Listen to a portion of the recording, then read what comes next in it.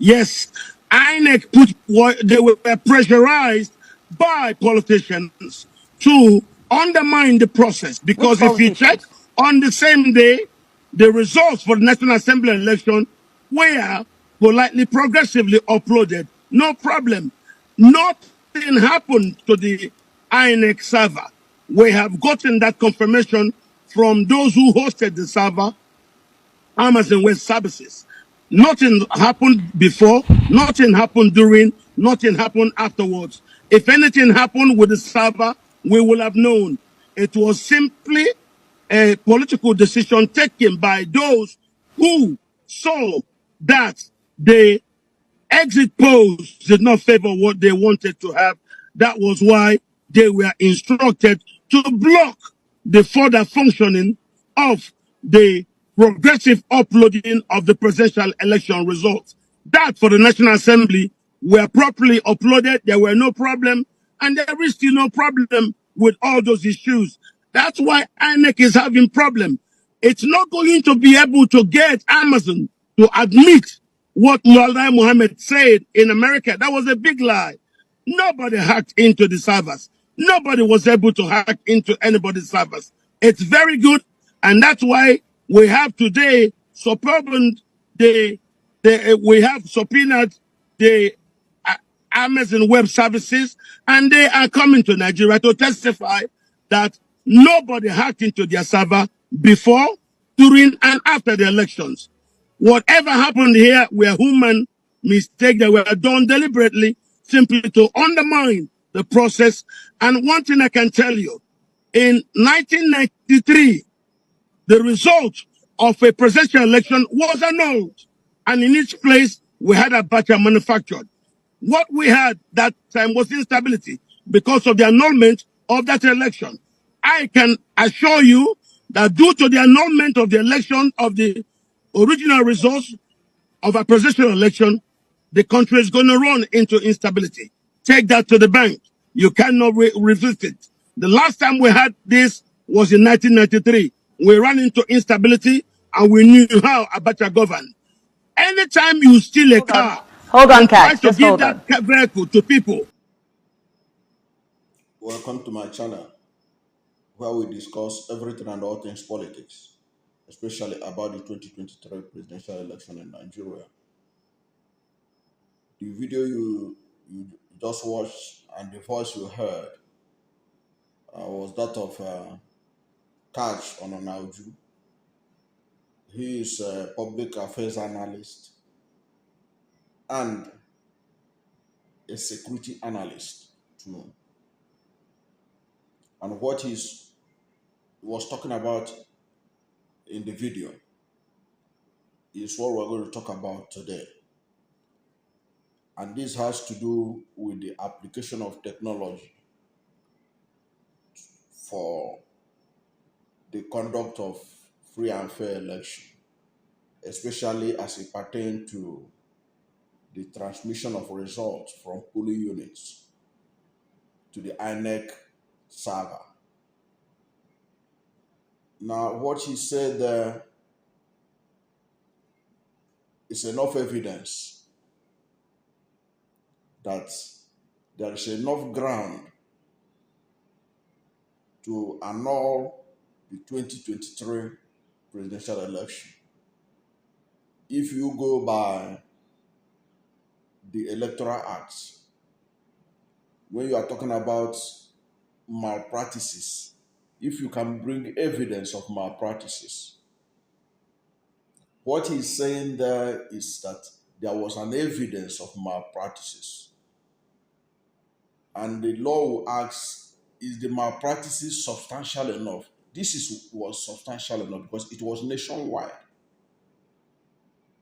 Because INEC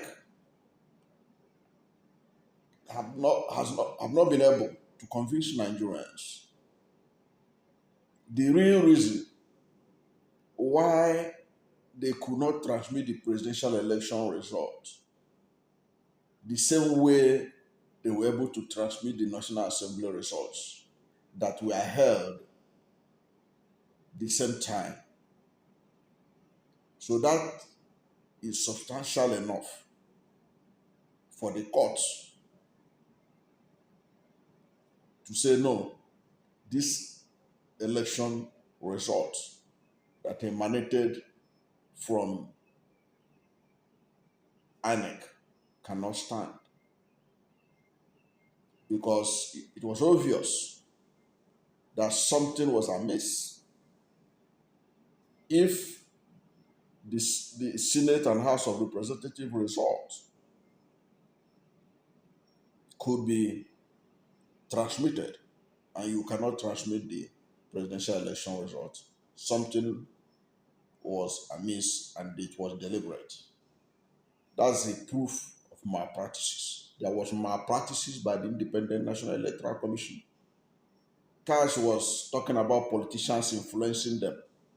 Well, whoever influenced them, the fact remains that there was malpractices. That is the only proof. Because, like Cash said, there was no proof, no evidence that INEC server was under threat. At least from the evidence provided by Amazon Web Services, from their own confirmation when the Labour Party inquired about what happened on that election day on February 25th. They said that before and after the election, there was no attack. That the INEC server didn't come under any threat. And now, from what he's saying, Amazon will be subpoenaed to appear in court. And I hope that the courts should begin to give the approval for the live telecast of his proceedings, so that by the time the Americans who owns the Amazon Web Services are around and they give testimony, the whole world and all of us can see their testimony on real time. Now, but we're going to show you the ground in which we believe that the whole thing was cooked not to work to transmit the presidential result, because of the kind of lies that were coming out from the government itself, who are the managers of the whole electoral process. Because beyond INEC, the government was involved. You remember President Muhammad Buhari telling us he wanted to conduct the best election ever, free and fair election, where nobody can hijack the results because of enormous resources. But we know that he lied. He didn't give Nigerians free and fair election. And he knows it. And the world knows it. That what they did was an electoral heist, going by what we now know, especially with respect of this transmission of this result. Okay? Now, you remember that after the election, Nigerians were so discouraged because of this attitude that they never bothered to even come out to vote in the subsequent elections, because they lost interest in the whole process. Okay? And that after the election, INEC had come under fire over its inability to upload the results, because Nigerians are still angry up to this moment with the inability of INEC to transmit that result. And there was so much noise over the fact that they would transmit the result from the polling unit, and that Nigerians will see it on real time. The INEC chairman promised this severally, but he didn't deliver on that score. Now, after the election, you discover that the the INEC was silent about the real reason why they couldn't transmit the results. Eventually, they told us that it was glitches, but they have not told us the kind of glitches that made it easy for them to transmit the senatorial and House of Reps, but it affected only the senatorial or the presidential election results. However, Nigerians got to know more about what happened, that INEC interfered with the process. So it is that interference that I believe that our justices should look into it. Who authorized that interference? Because we never knew about this until Lai Mohammed was in the United States, when he claimed that INEC deliberately withheld the upload of presidential election results from polling units. According to Lai Mohammed, and it was reported in Nigeria-owned, government-owned media, News Agency of Nigeria, that they refused to upload the results from the presidential election as a result of suspected cyber attack. And he said that INEC, suspecting cyber attack, withheld the uploading of the results in order to preserve the integrity of the data. He was the first person to tell Nigerians that government, which INEC represents, deliberately withheld the upload of the presidential results. So it was deliberate.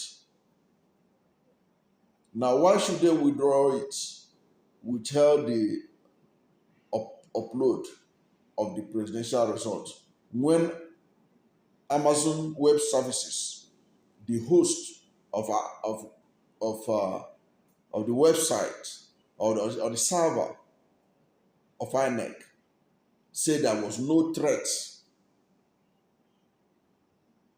whatsoever against the server of INEC. Excuse me. In any case, how could the threat only affect the presidential election result and not affect the senatorial and House of Representatives results? What kind of cyber attack is that is so selective enough that its own target was basically the presidential? And how is it possible to attack the server of INEC when it is already well protected by the Amazon Web Services, who are the hosts? And we'll get to that so that you see how Amazon provides security for each host, or for clients that each hosts its data.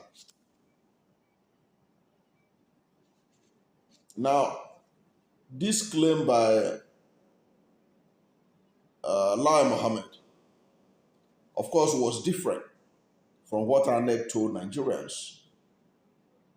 Because the INEC had told Nigerians, as I told you earlier on, that there was technical glitches.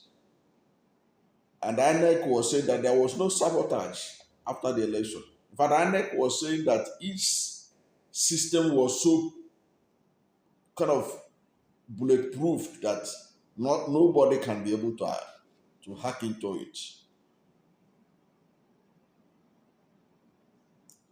And there was a statement that was issued by Mr. Okoye shortly after the election.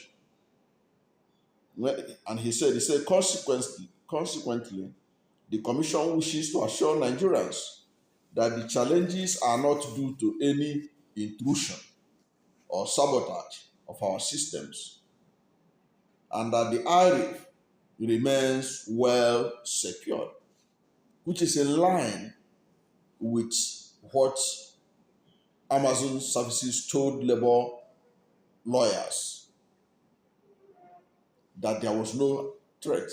They are confirming it in this statement by Festus Okoye, the spokesperson of INEC.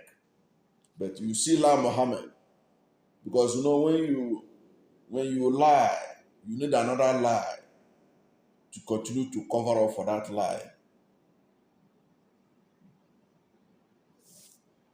But La Mohammed is saying that no, they have to protect the data. They want to ensure data integrity. But INEC itself said there was no problem. The server was secure. And Amazon is confirming that the data was secure. So why didn't the presidential election results get to the server like the senatorial and House of Representatives results? That is the questions that the justices of Nigerian courts should ask and help Nigerians to get an answer. Because Nigeria cannot continue to be run like this, where corruption will be walking on four legs in every sector, including in our electoral system.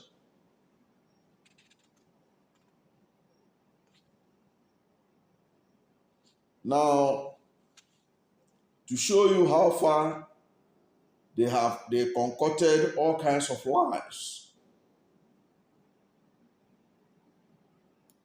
in order to convince people that there was a kind of problem that caused the inability of INEC to transmit the results. Their lies were also not coordinated because each one was telling a different type of lie. You discover that even ASAP and Tammy, Minister of Communication and Digital Economy, he claimed that INEC server recorded more than 12 million attacks from both within and outside Nigerian cyberspace, including INEC server on February 25th. So who is fooling who? Who is fooling who?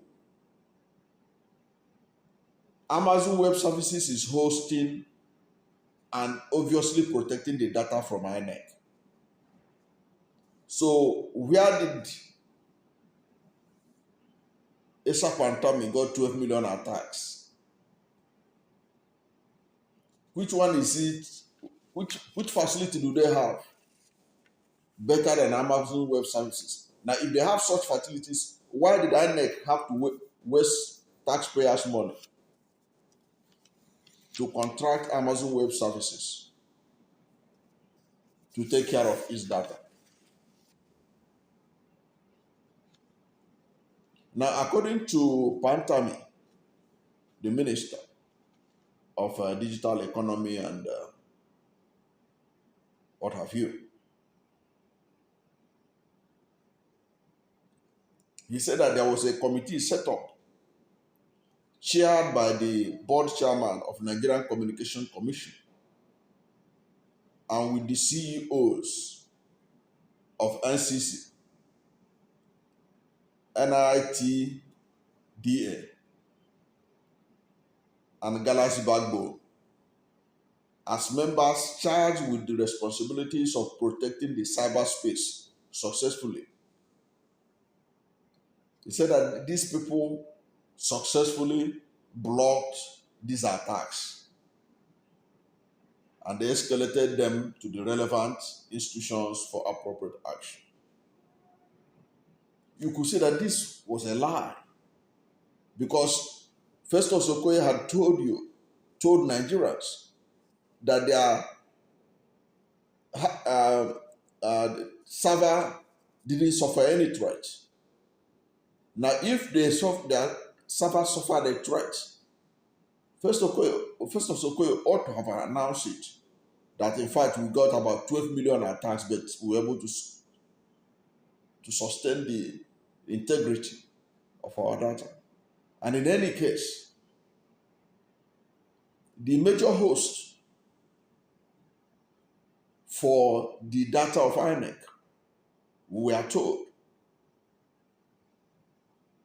is the Amazon Web Services. So they are responsible to ensure that the data that they got from INEC is safe, because they were paid for that. So how does it become? What's the role? What role is National Communication Commission playing? Because if National Communication Commission has the capacity and the facility to protect our web cyberspace and all whatnot, why then do we need the Amazon Web Services to host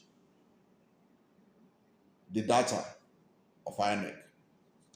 Is it that we have so much money in this country to waste? Of course, we know the obvious fact that NCC and the Pantami are just grandstanding, in the sense that if they have the capacity, then there was no need to get Amazon Web Services. Because it means that we use our homegrown technology, our own technology provided by the NCC. Why do we have to go and pay foreigners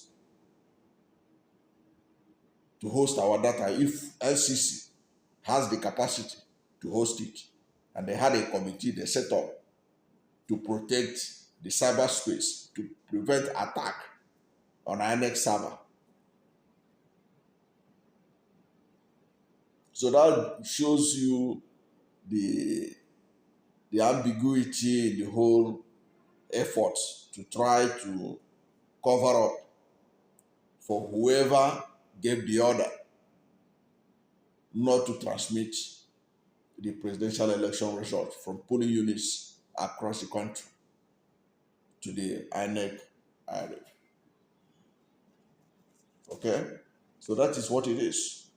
Because when you look at Amazon Web Services, many believe that it's one of the best known cloud computing platform, and it's one of the best from what I've heard and from what I have seen in terms of information gathering from my own small investigation. It's ranked among the best in the world in doing what it does.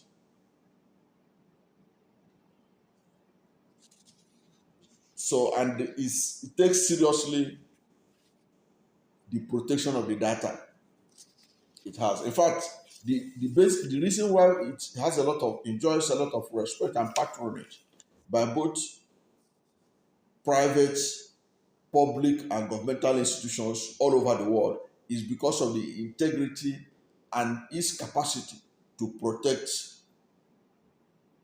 the data that it had been handed over to protect. So if this highly acclaimed web service provider like Amazon say that there was nothing wrong, there was no attack, no threat on or before and after February 25, it means that INEC, Pantami, the Minister of Digital Economy, and the Minister of Information, Lai Mohammed, have really no excuse why that result, the presidential election result, was not transmitted on real time when they were transmitting the senatorial and House of Assembly results to the INEC IReV. That is substantial enough because it was nationwide. It wasn't as if there are at least maybe 30 states was able to transmit. And then 36 states and Abuja were not able to transmit. Maybe 6 states and Abuja, sorry, were not able to transmit. Here it was nationwide. No part of Nigeria was able to transmit because INEC and government officials who are holding the code for the transmission of presidential election results allegedly did not supply the necessary code for officers on the field to be able to transmit the results that had already been calculated. And many Nigerians were waiting. Many slept at the polling unit to make sure that they witnessed the transmission of the result of their polling unit to the INEC IReV. But it never happened. That was deliberate. That was substantial enough. That was nationwide. That is enough to cancel the election or question the results emanating from such an election. There is no debate about this. And I can debate anyone on this matter who will convince me that there was nothing deliberate.